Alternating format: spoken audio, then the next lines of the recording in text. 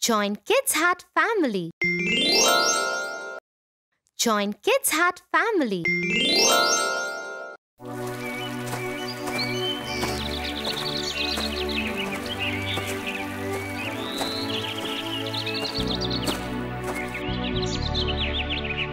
Hey Tofu, wasn't that your friend Joe?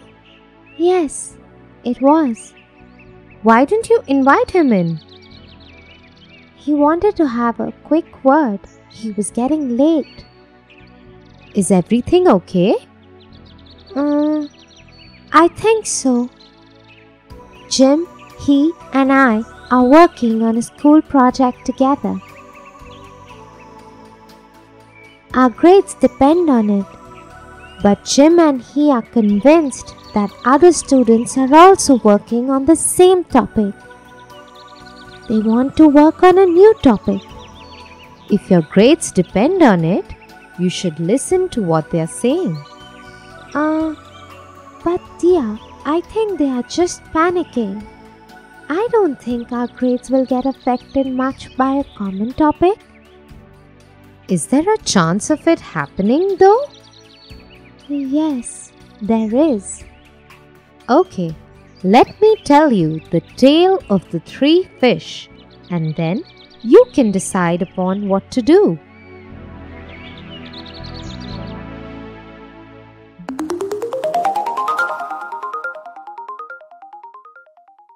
The Tale of Three Fish. Once upon a time, there was a serene lake full of different kinds of fish. One day, a few fishermen stopped by the lake. Brothers, look at this lake. It is so big and clean. It has so many different kinds of fish too. Yes, I agree. Look at those big fish there.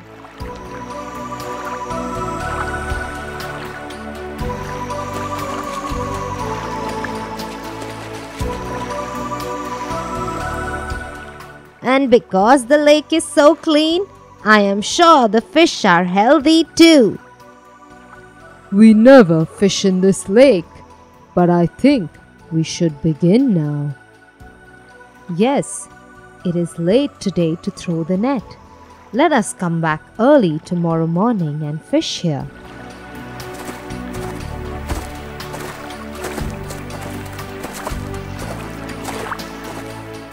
When the fishermen were discussing their plan, there were three fish that were swimming close to the surface of the lake.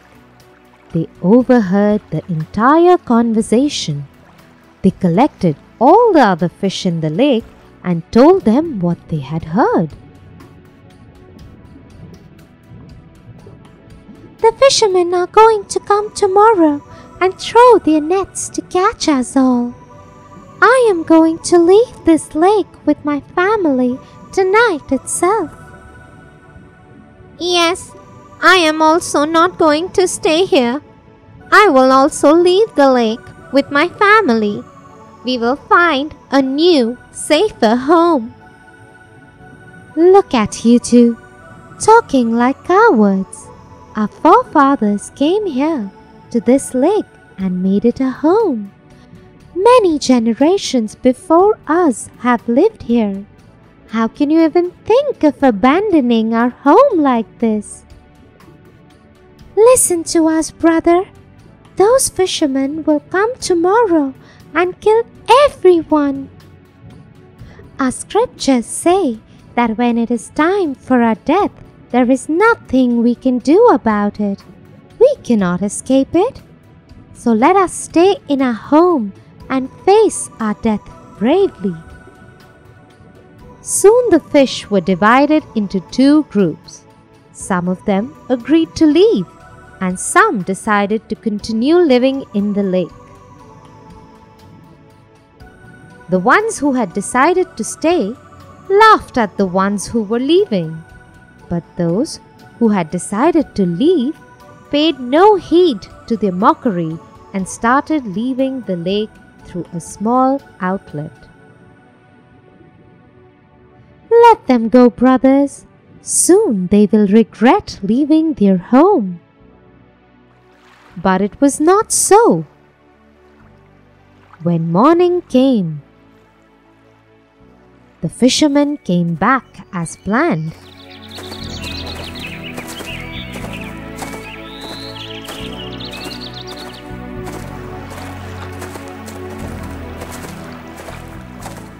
They cast their net onto the lake. They caught every single fish that had stayed back. None was spared, and the fishermen went back home happy to have found a lake full of so many fish. The only thing that the dying fish felt was regret for not having left the lake. The fish had a warning of danger, yet some of them decided to stay back. That's what got them into trouble. Yes. Don't you think you too have a warning of danger ahead? Oh, you are right, Tia. I am going to tell Jim and Joe that we should change the topic for our project. Thanks, Tia.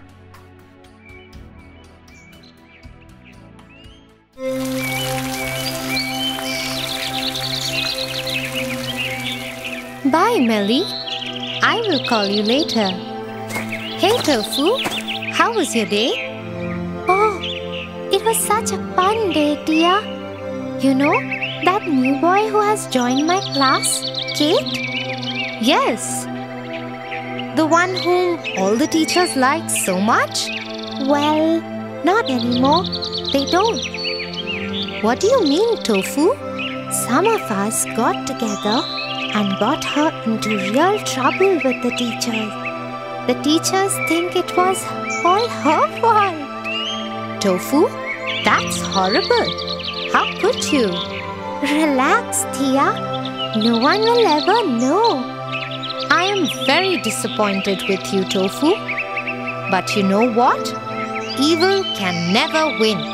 What are you talking about, Tia? Snow White and the Seven Dwarfs.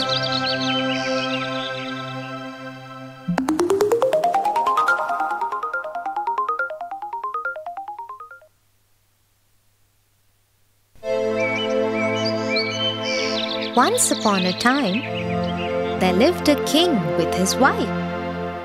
Sadly, they had no children. This made the queen very sad. On a winter day, when it was snowing heavily,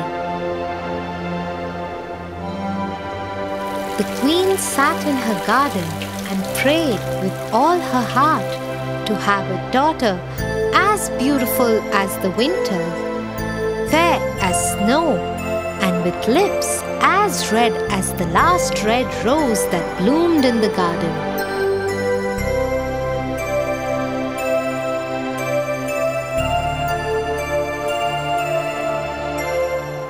Her prayers were answered a year later when she gave birth to a daughter, just as she wanted. But the childbirth was so difficult for the queen that she died during it, leaving behind the king and their daughter, Snow White. As time passed, the princess started asking for her mother. Father, where is mother? Why don't I have a mother? Soon you will have one, my princess. The word spread in the kingdom that the king had decided to remarry. Families who had daughters of marriageable age started trying to impress the king, but no maiden could win his heart.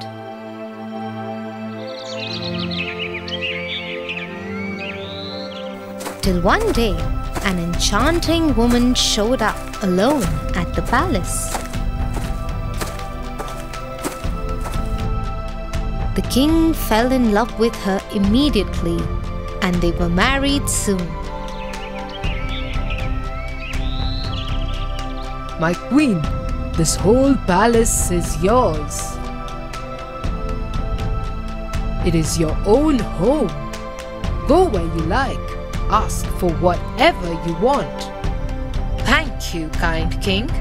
But all I need is a room to store my mirror that I have brought with me. Yes, I noticed that all you have brought is that large, round mirror. I am happy as long as you are happy, dear. Oh, you know what will make me truly happy? What is it? Your death.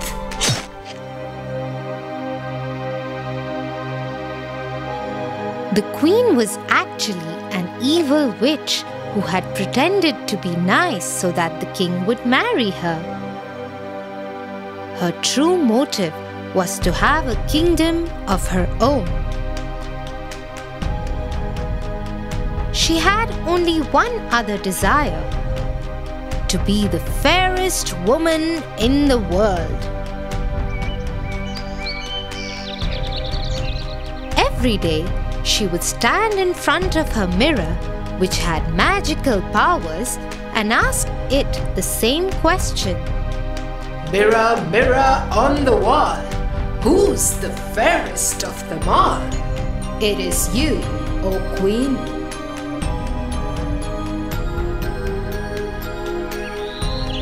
This went on for many years. The queen ruled the kingdom without any real love for its people. The people suffered under her reign, but no one dared say anything because they knew that the queen was a witch. The Princess Snow White also had a similar fate.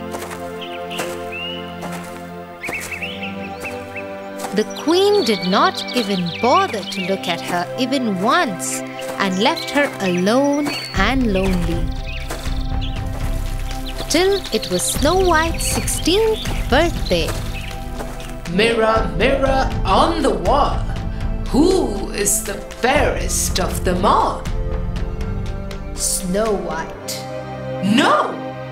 How dare you say that? I do not lie, Queen. She must die. She must die. God, come in. One of her most trusted guards came in. Take Snow White and kill her now. But my queen, she is just a child. Do as you are told. Yes, my queen. Afraid of the queen's anger, the guard took Snow White deep into the jungle to kill her.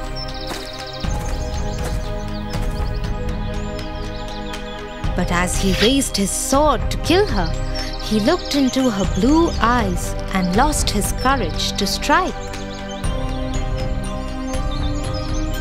He just left her there and ran. Lost, Snow White wandered deeper into the jungle.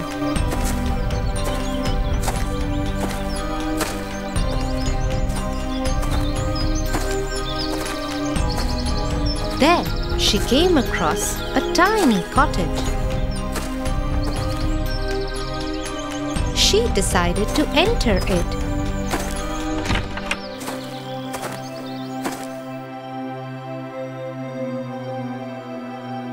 Look at this tiny home.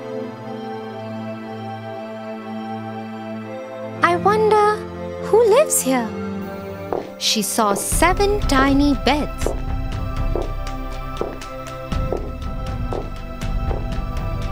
A dining table with 7 small chairs, and a kitchen which had 7 plates and tumblers.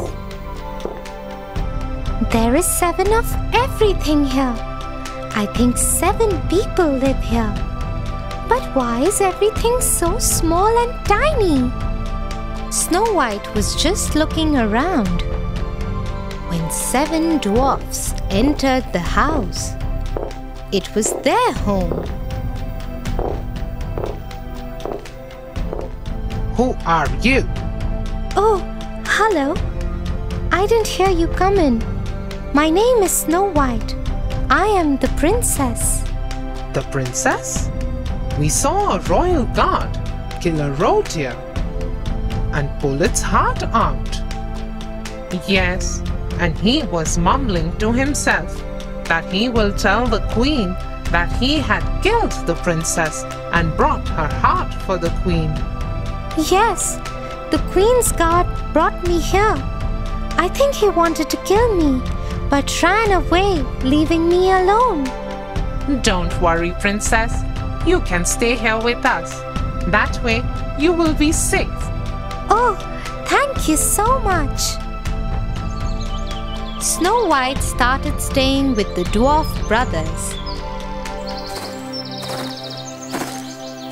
In the day, they would go out into the jungle to hunt and earn money, while Snow White would stay home and cook for them and take care of their house. They all lived happily together.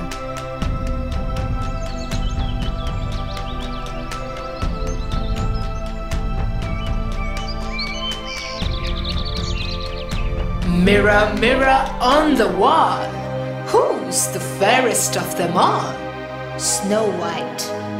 You are lying to me because I didn't visit you since you said this the last time.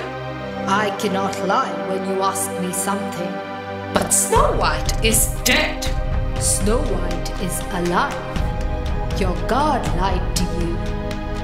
That God will die, and so will Snow White. Using her magic, the queen disguised herself as an old woman. She even made the mirror tell her where Snow White lived now.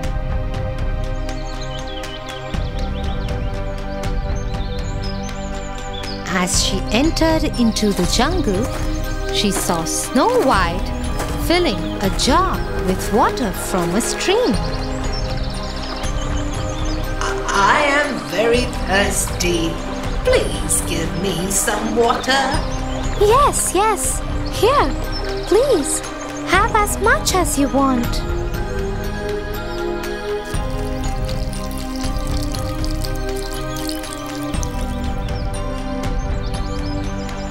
Thank you, dear girl. Please take this apple as a thank you from me.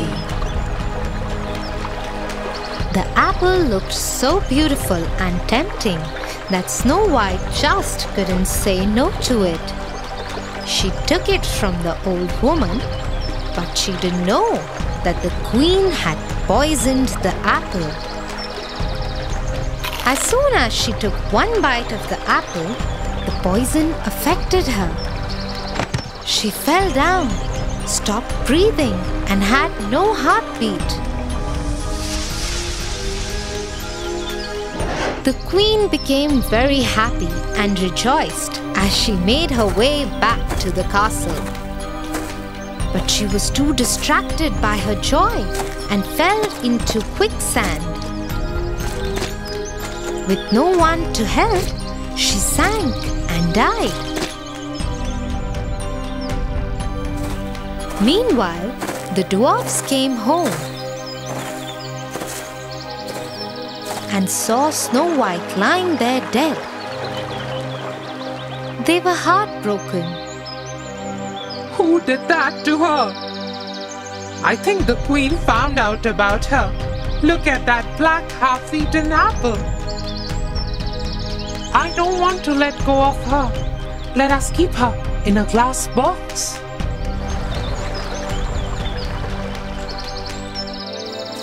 And so the dwarfs kept her in the glass box in the garden near their home. Every day they would keep a red rose on her box.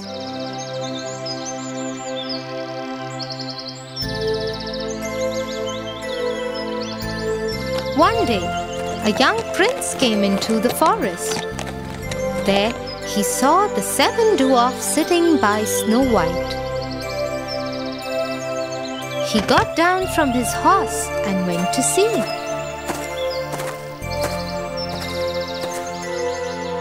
His eyes fell on Snow White, who was in the box. Who is she? What has happened to her? When the dwarfs had finished telling him everything, the prince was sad too. I am in love with her. I wish I had a chance to meet her once. Now all I want to do is kiss her. And so the prince lifted the lid of the glass box and kissed Snow White. As soon as he kissed her, Snow White opened her eyes. The curse of the poisoned apple had been broken. My princess, you are alive! Your love woke me up, dear prince. Encouraged by the prince's support, Snow White decided to go back to her kingdom and face the queen.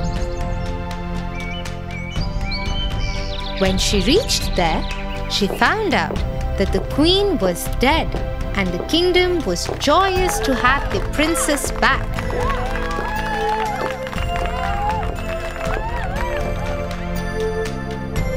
Snow White took over the throne with the prince by her side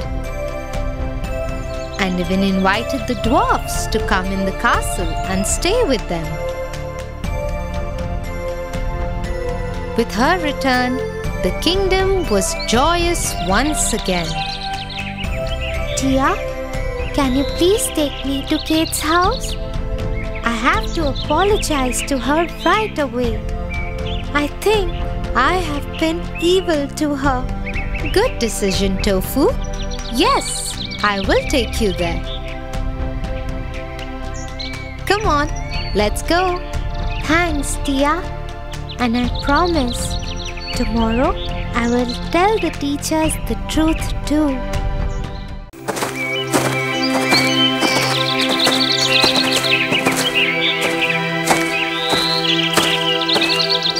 Hey, there you are. Hey, Tofu, wait up. What's wrong with you? I have been waiting for you for so long, and here you are, just walking past me without even saying hi? I'm sorry, Tia. I didn't mean to be rude to you.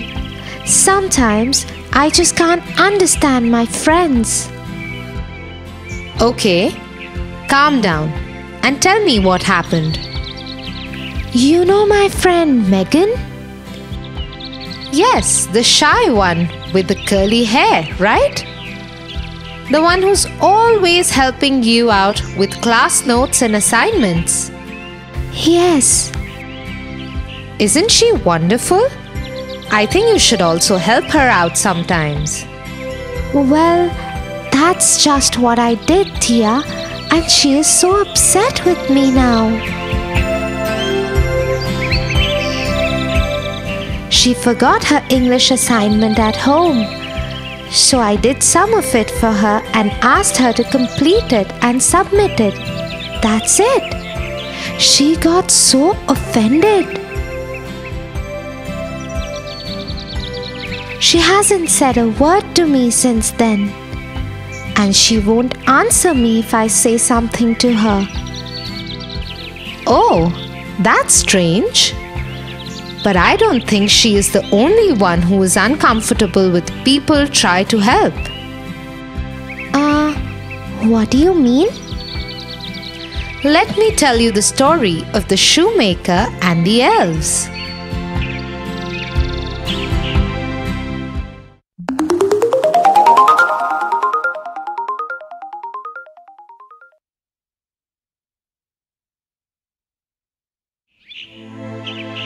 Once upon a time, there lived an old shoemaker. He was an honest man, but with very limited money. He made really nice shoes, but could not earn enough for himself and his wife. One night, he was in his workshop when his wife came to him.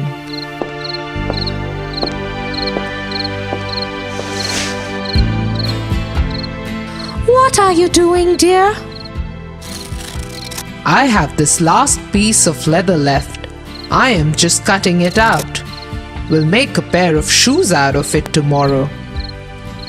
Is it the last piece? What will we do? There are no grains in the cupboard, no wood for the fire, and now no more leather. Don't worry, my darling. Something will work out. The old couple finished their housework, and before they went to sleep, the shoemaker put the leather on his workbench.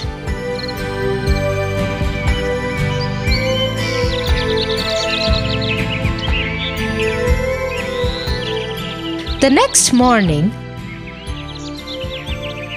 he got up early to make a pair of shoes out of the leather he had kept.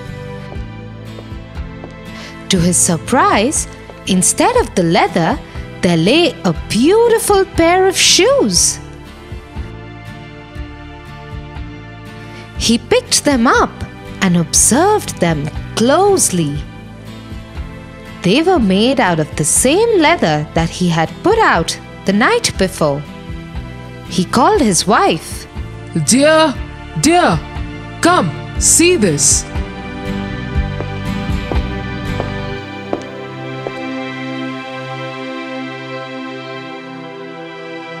What a lovely pair of shoes! They are just perfect. Yes, look at the stitches. They are so tiny and spaced so perfectly. But I didn't make them. You didn't? Then who did? I don't know. Why would someone help us like this? I can't even think of anyone who can make such good shoes. You make the best shoes I have ever seen, and these are better than yours too. I agree. Anyway, let us not get carried away. Let us put them in the display window and hope that we can get some money for them.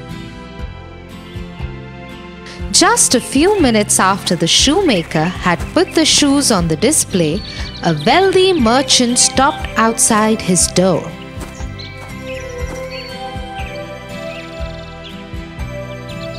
He paid a good sum for the shoes and bought them.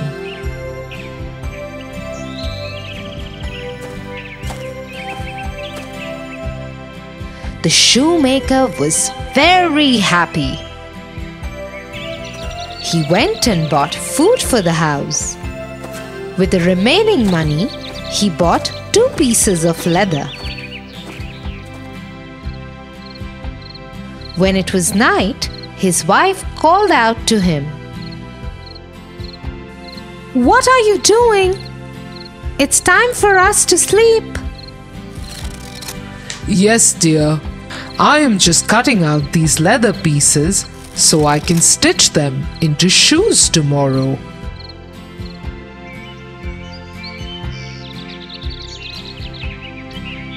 The next morning, when the shoemaker and his wife came down to the workshop, they were surprised to see 2 new pairs of shoes on the table where he had kept the leather pieces.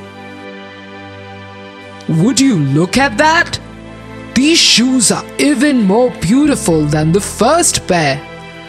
Let me put them up for sale and thank whoever is helping us out. Soon after, the shoemaker had put up the 2 pairs of shoes for sale. Other wealthy men of the town came and bought them. They paid a hefty price for them.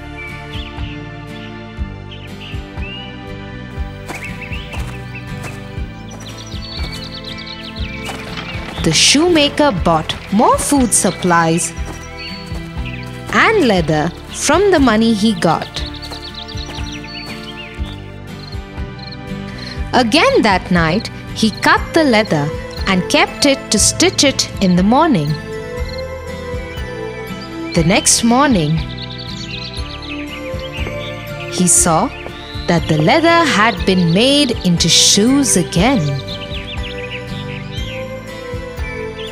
and as soon as he put them up for sale, they were bought in exchange of good money. This went on for many days. The shoemaker started doing well. His business prospered. One night, as they were closing the shop, the shoemaker had an idea. I cannot stop thinking about those who help us. Why don't we hide behind the cupboard tonight and see who it is? Yes, that's a brilliant idea. Let's hide and check out.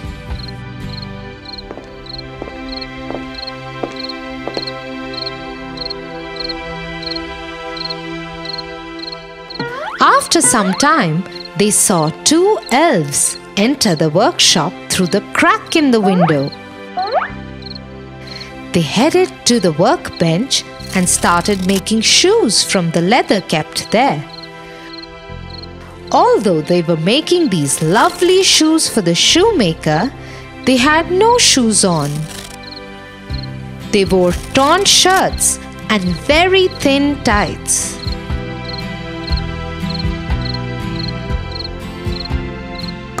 They did their work carefully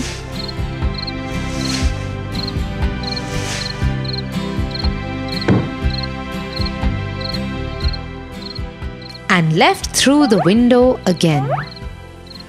Oh dear goodness! Such kind elves they are. We must repay them. Yes. When you go to the market tomorrow, get me some nice cloth. I will make clothes for our little helpers. The next day, the shoemaker got many fancy cloths and good leather, while his wife made beautiful clothes for the elves. He made soft shoes for them. When night fell, they placed the gifts for the elves on the table. They also laid out delicious food and treats for them.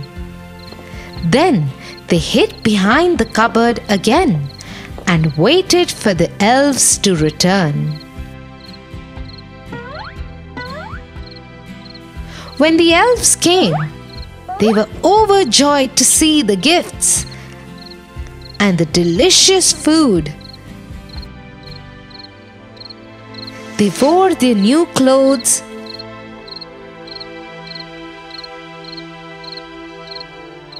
ate stomachful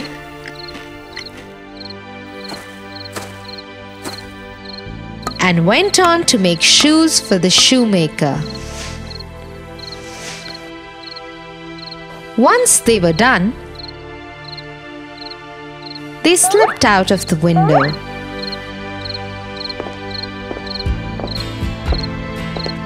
I am so happy to see our little helpers happy.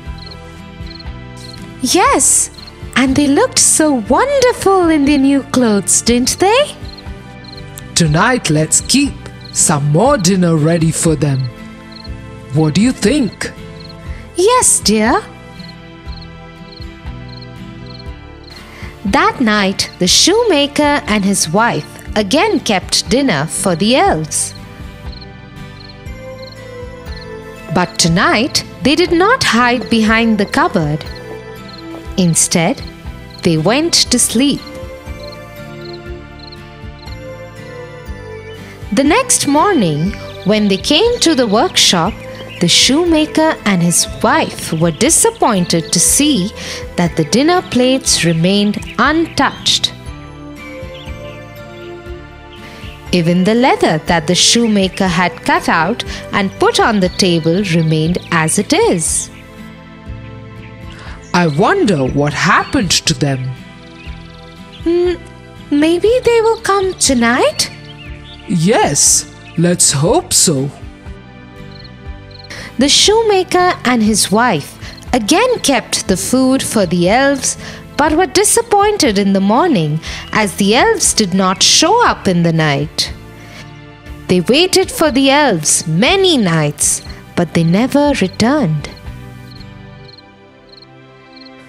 Do you think they overheard us? Perhaps they did. Elves are very shy creatures. They usually like to be left alone. What will happen to the shop now? Oh, it will be fine. I will miss my little helpers, but I will manage.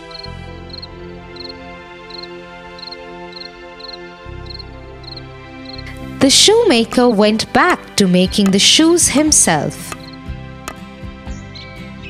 His shop continued to prosper, but he and his wife always remembered the elves and remained thankful to them for their help. So you see, Tofu, some people are willing to help but are too shy to take help from others.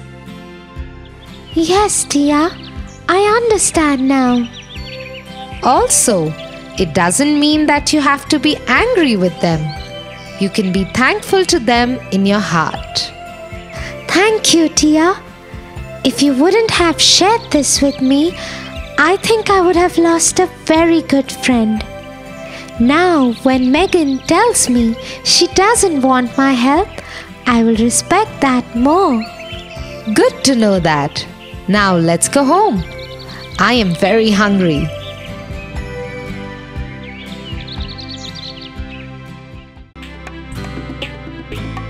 For your favorite rhymes, stories and more, join Kids Hut family. Subscribe here.